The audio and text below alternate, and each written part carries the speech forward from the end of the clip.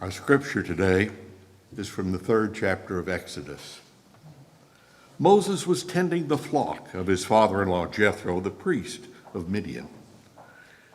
Leading the flock deep into the wilderness, Moses came to Horeb, the mountain of God. The messenger of the Holy One appeared to Moses in a blazing fire from the midst of a thorn bush.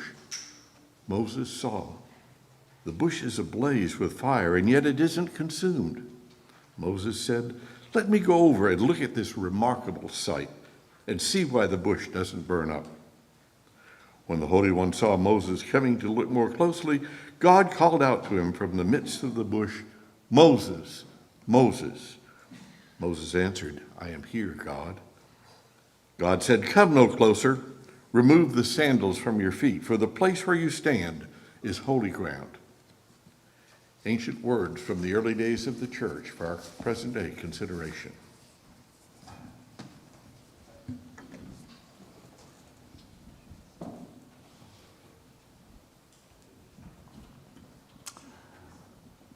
When I was very young, what I wanted more than anything, I was very nerdy, which has completely changed. It's my yacht that I didn't know I had. But I wanted to have a mystical experience. And this was, I would read about people who would have, like Joan of Arc, like this story today. And I wanted more than anything to have that kind of experience of the deep meaning, the sacred. And I was very immature, and so my idea of this kind of enlightenment experience was very childish. I never thought for a moment that would call me into activism to help other people. That didn't even occur to me. It's like it was so selfish. I just wanted my little ego to get lifted up and be higher up and have all this wisdom to dole out on other people. I was fully prepared to hide my superiority.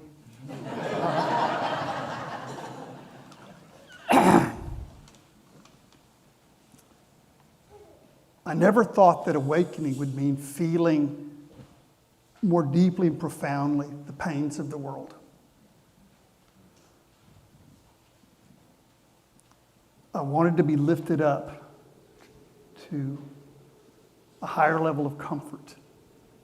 To be comfortably numb was my idea of enlightenment. What I didn't know completely then was that I'm going to die. I don't know if anybody's broken the news to you. But if you think about it, that one insight changes everything. And as much as we kind of superficially understand that, it's clear from our choices that we don't really believe it yet. The fact that I'm going to die means wealth means something very different. I can pile up wealth, join the MAGA movement, pile up wealth to the moon, and it's completely hollow because I'm going to die. I didn't realize that my ego was my hell. My selfishness, my self-centeredness, my idea of trying to explain the universe in terms of me was my misery, was the cruelty I couldn't get rid of, was the fear that haunted me. So when I went to seminary, I would sneak off and read the mystics. I was an undercover mystic. But mystic never meant supernatural. It never meant magical to me. It always meant going deeper into nature, deeper into life, deeper into human relationships. So I'd go out to a park after lunch and I'd read Merton and Lao Tse, and I always related better to Eastern mystics than Western mystics and indigenous mystics. Western mystics have these kind of cartoon figures, supernatural beings that I couldn't really relate to very well.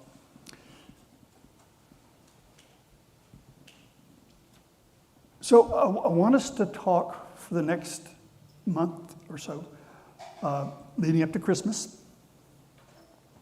You probably remember, if you've been here at Christmas, that I think Christmas is the clearest time to understand Christian mysticism.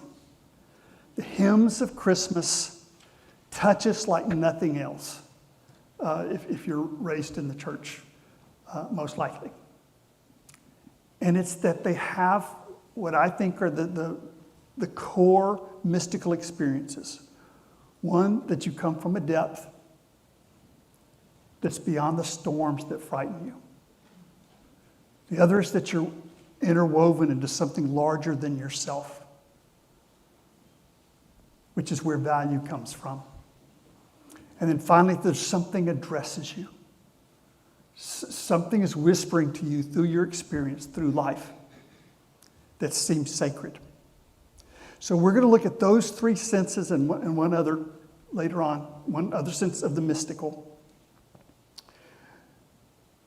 And we're going to use the story of Moses and the burning bush. I don't think the ancient sages went to the trouble of crafting that story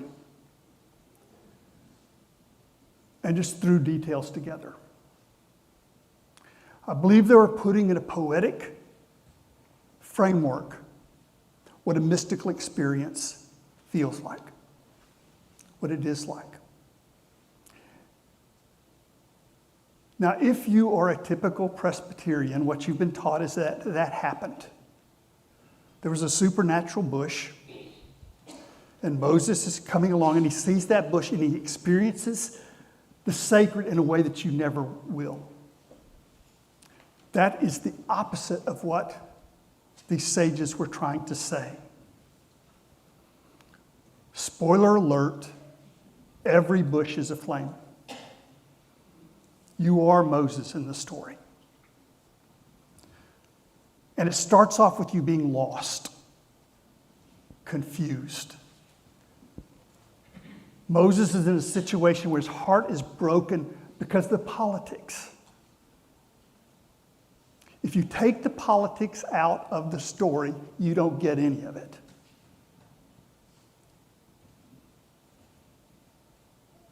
God says to Moses, go to the Pharaoh and say, let my people go.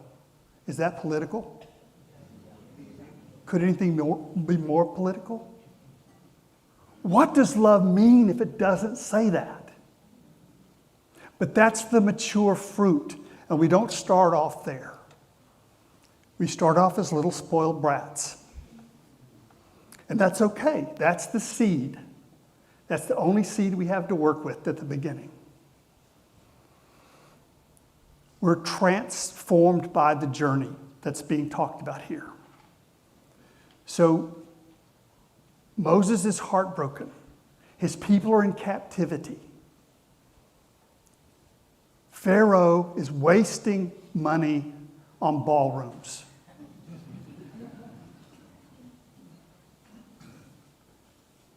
Every week, it was a different nightmare. This week, maybe my favorite, is, MAGA Republicans have been saying for years that they don't hate all immigrants. They want people to be legal, which has always been a crock. And I hope if you were from that movement and you accidentally tripped across this church, first of all, sympathy.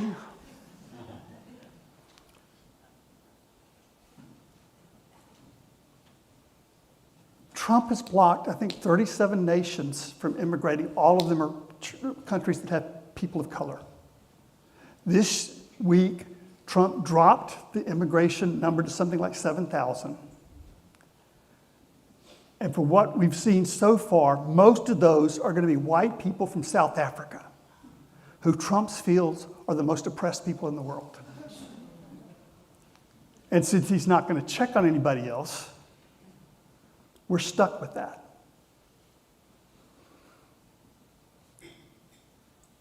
The story is trying to help us understand.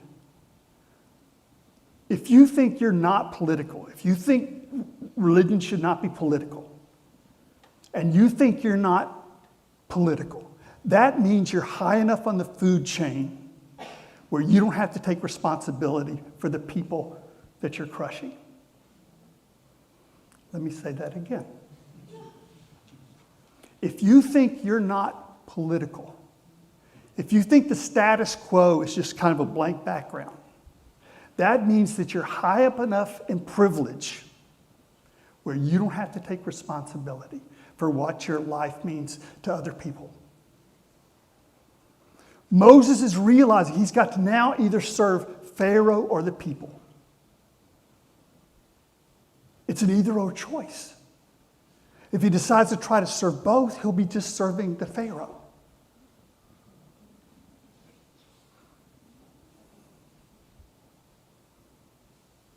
This week, the president had a beautiful party with a Great Gatsby theme. Did you hear that? Now, far be it from me to accuse the president of ever having read a book.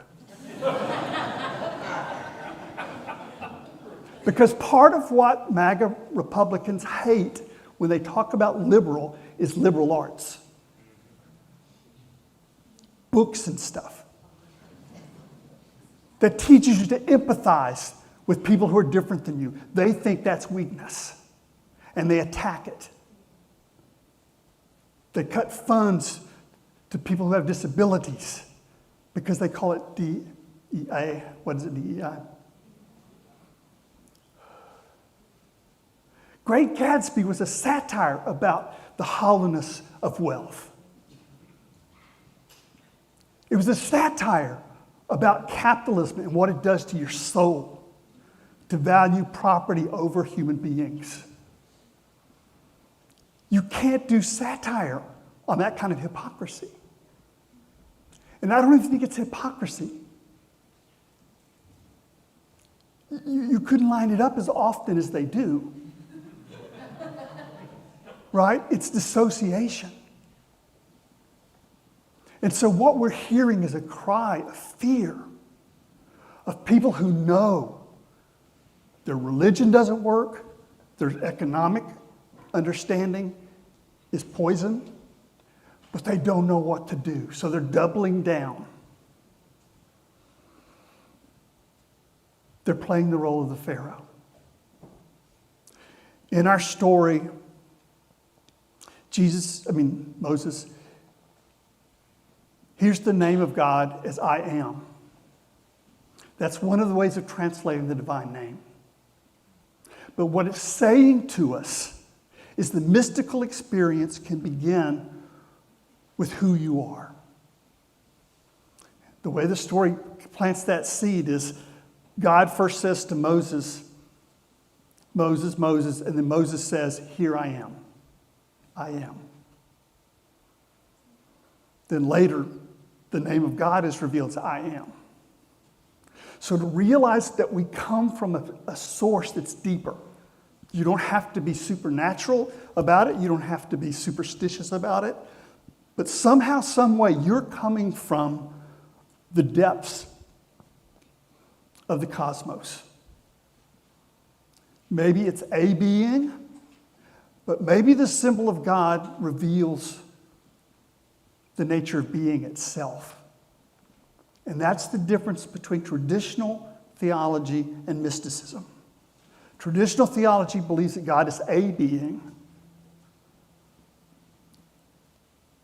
and mysticism remains silent before being itself.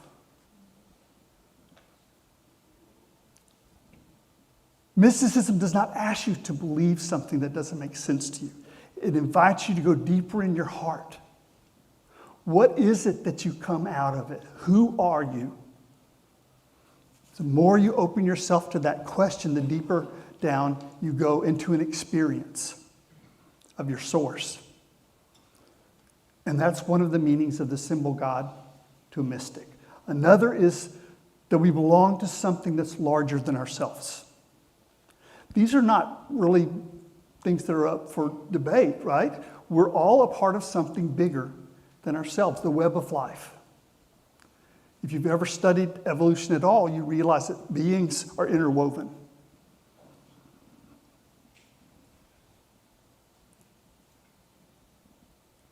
Many people's theology does not reflect that understanding.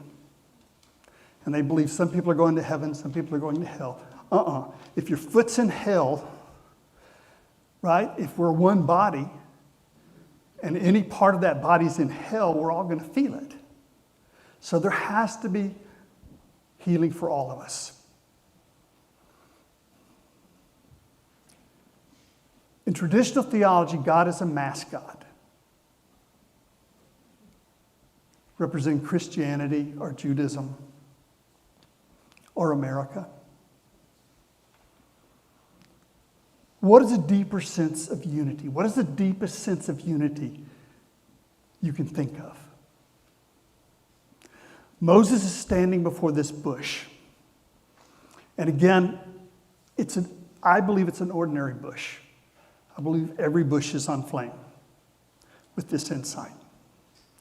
And Moses hears the bush, or the voice coming through the bush, saying, "I've heard my people cry." Is that your idea of mysticism? It's not what I was taught. Mysticism can be the opening of a broken heart. It can be a greater love and a greater context. That when we see the despair of the world, we don't despair. When we see the pain of the world, we don't lose our peace of mind. I discovered my hell was my self-centeredness. And there's no God in the universe that can rescue you from selfishness. I mean, if you lifted me up to heaven, I'd be just as miserable, just as creepy there as I am here, right? The temperature would be wrong. The harp music would get me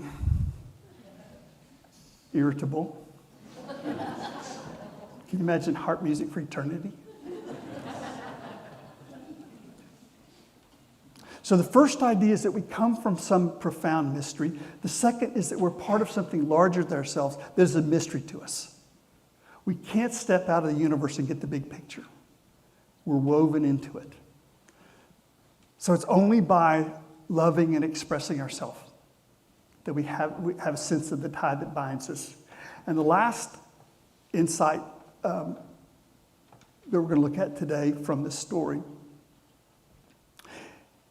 is there's another sense of the mystical in which every particle in the universe resonates with every other particle, which means you're never alone. There's always the rest of the universe whispering to you, speaking to you.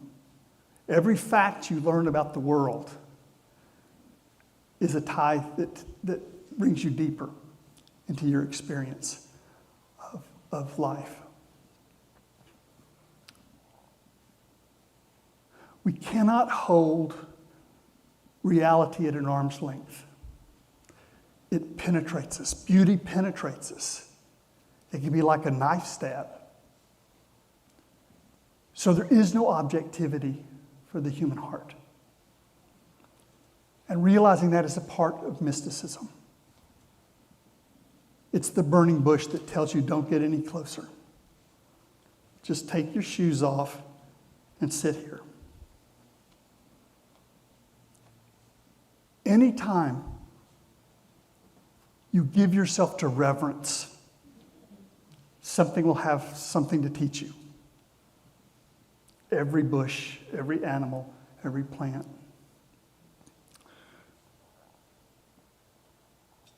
So there's something whispering in your ear all the time.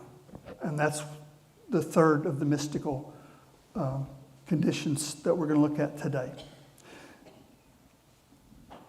I believe as we look at the world right now, it's very hard for any of us to sleep at night. And I understand that. But I also know there's a form of spirituality that's deeper than every storm we're talking about. And it's a form of spirituality that recognizes we come from a depth that is completely beyond the surface level. I remember the first sermon I ever gave. I had this sense of great whales that were suffocating at the surface. Profound souls that had never heard depth in sermons before, which the bar was so low, I've been able to survive the whole time.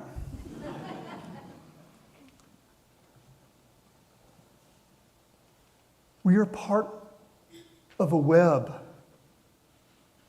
that gives our life meaning. We can't understand our lives without looking at each other. That when our own lives are bankrupt, it's loving others that redefines what the situation is. And then finally, to know that you're never alone. And we're going to be looking at each of these, and there's some profound experiences that people have. But you can feel so abandoned and so alone if you don't realize that every particle in the universe is resonating.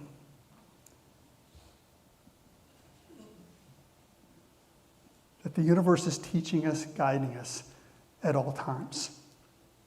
And what I'm inviting you to do this month is to consider the difference between God as a symbol of a being, which is what most of us were taught, and then God as a symbol of the profound depths of your being. And to me, a symbol doesn't work if it doesn't dissolve into your experience. Symbols should be like aspirin. They should dissolve into your experience where your life makes sense. So I want to thank you for putting up with me. We're about to head out on an adventure. For some of you, it won't be for the first time, but to realize that however hopeless the world may seem from time to time, that there's a type of experience that leads us deeper into life, broader into life, more immediately into life, so that the answer to every hope we have and every prayer is that love that is radical, universal, and grows into justice. Thank you for your attention, and we'll take a moment for each of us to think about these words.